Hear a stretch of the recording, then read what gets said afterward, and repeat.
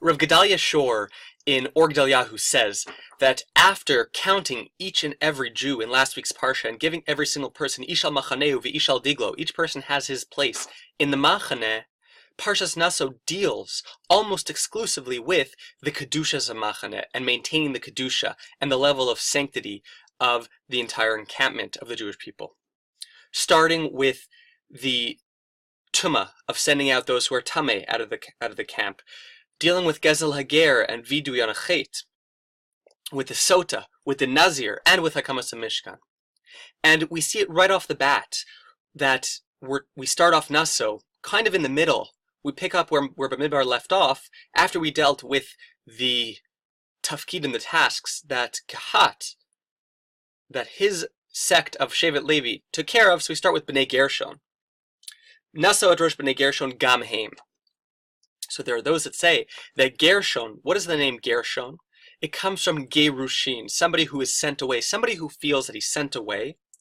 Tell them gam heim, that the gam is a word that connotes ribui, of bringing in, of extending, of extrapolation. That Gershon, somebody who feels within this machaneh that he is sent out, that he is not part of the machaneh, bring him back in. Tell him he has a place here too. And this is furthered with later on with the notion of vidui and gezel hager.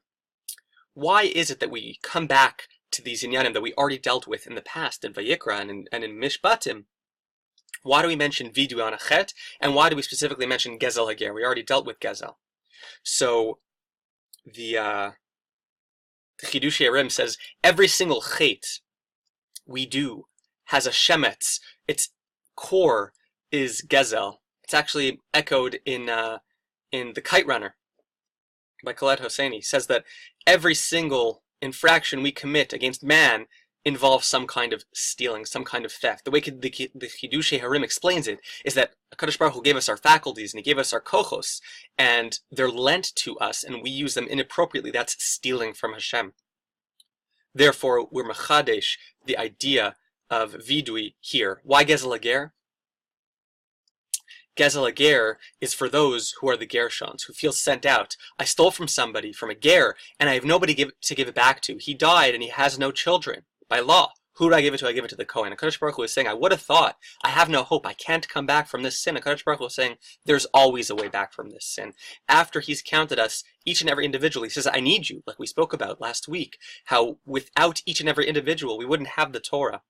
The Midrash says that when the Torah was given, as we said last week, that each Jew had his own, correlated to his own letter in the Torah. When the Torah was given at Har Sinai, each Jew stood by his letter. When they were gathered, and the way they stood, the Beis of Bereshis stood first, and the Reish of Bereshis stood second, and so on and so forth. It was a miracle that each person stood at his letter, one next to the other, in the order of the Torah. Kadosh Baruch Hu was saying, I can't have a letter missing from my Torah, I need a way for you to come back. And that's how Parshas Naso begins, because the Kedushas HaMachaneh only exists when you have a Machaneh b'shleimusa, in its completion. Then we move on, after the idea of the Tumah, with Sota. Come back to the idea of the Tumah, of sending out the Kol Tzarua and Kol Zav. We have the Sota. The Ramban says that the Masa of the Sota was a Pele and a Nes. HaKadosh Baruch Hu generally isn't manhig the world with Nisim. He created a Teva, he created a natural order. But when it comes to Sota, when it comes to keeping the Machaneh intact in its Kedusha, he uses the Nes of the Sota. That the Mayim are bodkin her. That the waters were able to test her purity when it came to the Taras Mishpacha. It's been pointed out that Nes is Roshei Tevos, is an acronym for Negaim Sota. Negaim dealing with Tzaras and Sota. The ideas of Tumah and Sota, that HaKadosh Baruch Hu, he will enact Nisim when it comes to the Kedusha of the Machaneh, of keeping the Machaneh Kadosh. The Maharal points out, there's a Mishnah in Avos that says that there was never a Balkari Kohen Gadol on Yom Kippur time. Never did a Kohen Gadol have to switch out and have another Kohen Gadol take his place to do the avoda of Yom Kippur, because he never had a Balkari. He was never a Balkari. So too, there was never a Zvuv, there was never a bee or a gnat or a fly in the Beit Hamikdash B'chaim, in the butcher in the butchering area of the Beis Hamikdash that would cause tuma of sheretz. Why not? Explains the Maharal. He says because tuma is the opposite of kedusha, and tuma, the source of tuma, is chet. Tuma comes from a chet, which is why the Beis Hamikdash is called Levanon. It's called the Lebanon, the cedar. Why is it called the Levanon? Says the Gemara in Yoma, because it's Malbin Avonotehen Shel Yisrael. The Beis Hamikdash purifies and cleanses us for Chaim. Therefore, the Mukdash is Nivdal, is separated from Tuma, from the Gashmias, from Chet. Therefore, there couldn't have been such a case of Tuma in the Beis Hamikdash. So the Nes, the Negayim and the Sota, those didn't come in, those didn't enter into the Beis Hamikdash. There was a clear divide.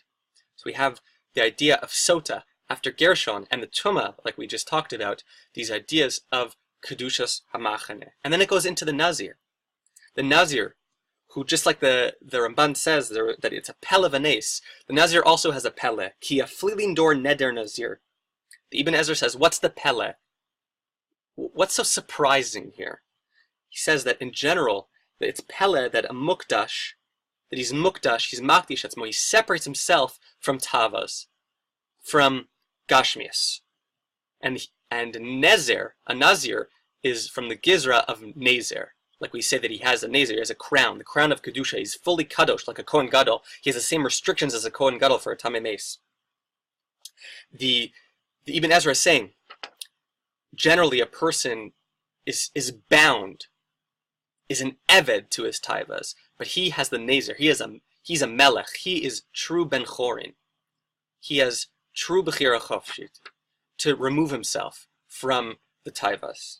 That's the Pele. Like the Ramah says about the Nusach of Mafli Lasos, we say Asher Yatzar, Mafli Lasos. What's the Pele that a Kadosh Baruch Hu does? He ties Ruchnius with Gashmius together, something that they're opposites. That he creates man with that ability to balance both.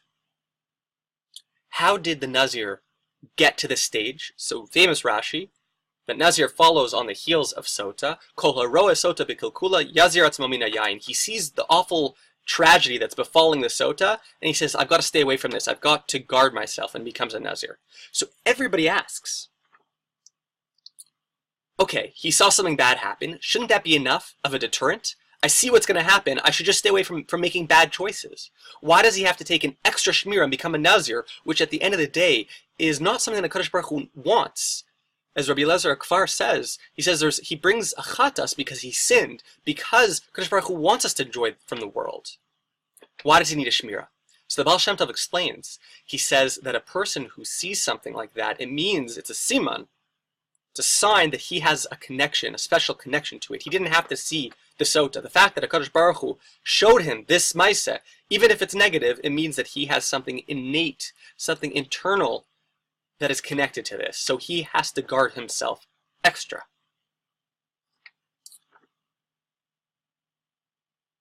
The way that the Nazir ends his tenure as a Nazir, B'yom mil ost yemei nizro, yavi oto el petach ol moed. He should go to the ol moed and he shaves his head.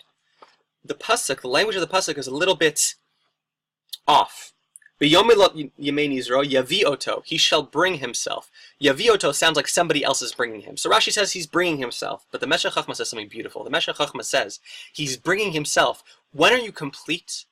When you get to a point when you finish your Nazirus, you are bringing somebody else. You can go outside yourself and look at yourself objectively. It's like you're bringing another person to the Ohel Moed. He has completely removed himself from himself. He can now look at himself objectively and know what is good for him. Once he's completed the Shmira, he goes back into the world and understands what he needs and what decisions to make. He is the true Melech, the person who is separated, who is Kadosh.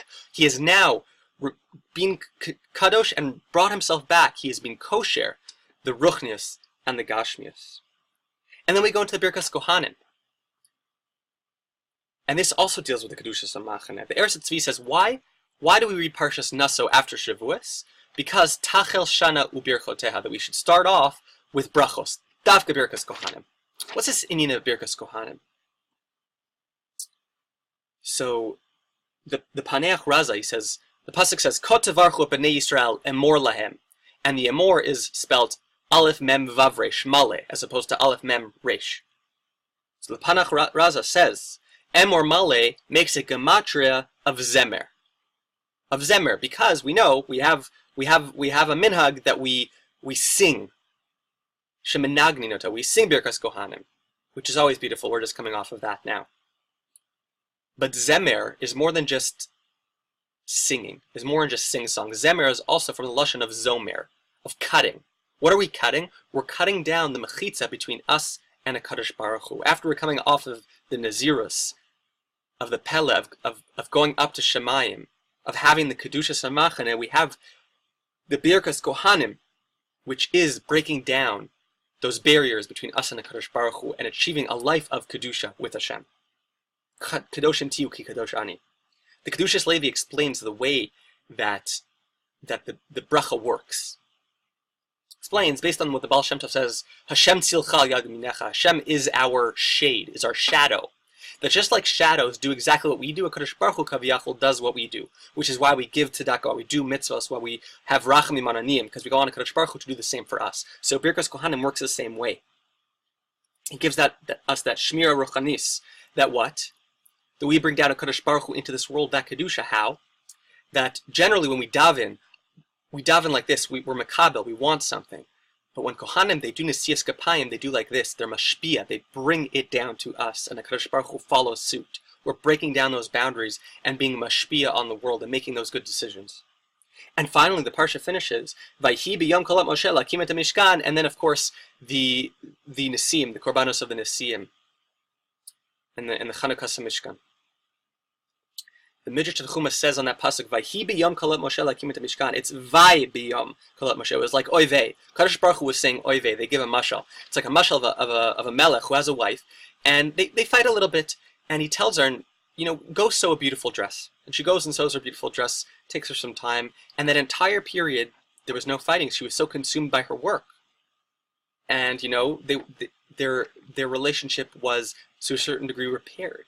And afterwards, she brings it to him, and she says, "How does it look?" He says, "It's lovely," but he says, "Oiveh." She says, "Why? You don't like it?" He says, "Up until now, we weren't fighting. It was beautiful, and now there's room for us to fight again." And Kadosh Baruch Hu was saying, now that the Mishkan's done, there's room for negativity to come and take over our lives. So the Nesiyim, our heads, the Sarim, the Roshim, the Negidim, they come and they say, "Let's refocus on the Kadosh Baruch Hu. Let's refocus on the Kedusha." From top to bottom, the parsha deals with Kedusha. Rav Shimon Shkop says that the idea of Kedoshim Tiyu means a certain separation. Everybody talks about the idea of Kedusha being a separation.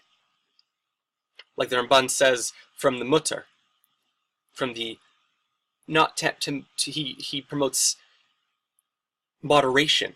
Rav Shimon Shkop says Kedusha means separating myself from myself, like the Meshech Chochmah said, a certain objectivity that we have towards ourselves. That's Kedusha.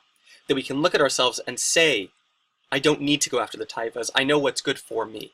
I have this moderation. I make the right decisions for myself because I know, not because I'm going after those feelings. The Midrash Rabbah says, Tzadik HaTamar Yifrach, we read in Tehillim, Tzadik HaTamar Yifrach, a tzaddik is like a tamar, a date tree. Why a date tree? Because a date tree has no psolas, nothing goes to waste. You have the dates for eating, and you have the lulavim for sukkos, and you have the charios for the schach. Everything is usable. So, kach Yisrael, that we have Balei Mishnah, and Balei Agada, and Balei Mikra, and Balei Mitzvos, and Balei Tzedakah. There's a place for everyone. As we just finished Bamidbar, when each person al diglo, the degel was, each person had his own place, was given his own kochos, was given his own journey, his own tafkid, his own matara in life.